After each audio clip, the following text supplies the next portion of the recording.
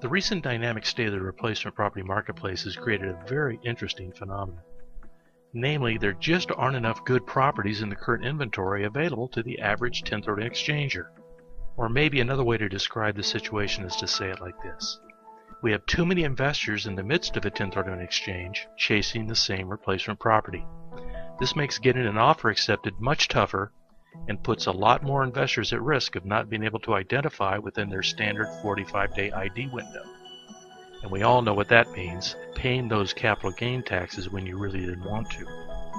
Well, this has actually happened with 1031 exchangers before. In fact, this type of environment was what created a whole new class of investment product back when the TIC, or tenant in common investment, was developed.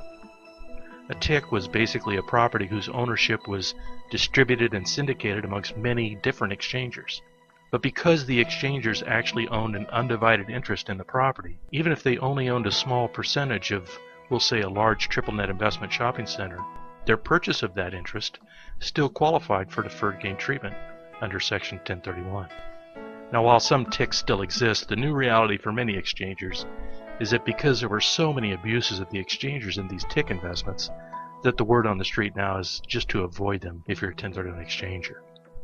Obviously, the reason why the TICs were so popular was because of the difficult market, and because if your 45-day window was closing, you could just exchange into a TIC and still be okay exchange-wise because you owned a piece of that underlying asset. Well, let's fast forward to today. Once again, we have a tough replacement property marketplace, but the place to exchange is not into a TIC, but it's much more sophisticated and compliant Big Brother, namely a DST.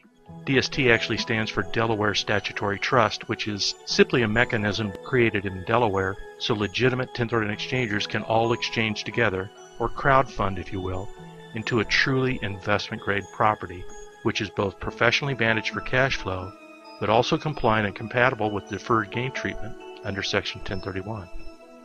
And if you're a qualified investor, you can exchange into a DST with as little as $25,000 or as much as you want. Now, the purpose of the DST reference here is educational only. We've been asked a lot lately about DSTs, so we thought we'd just explain a little bit about them. But remember, we're not suggesting you don't buy the exact replacement property you want.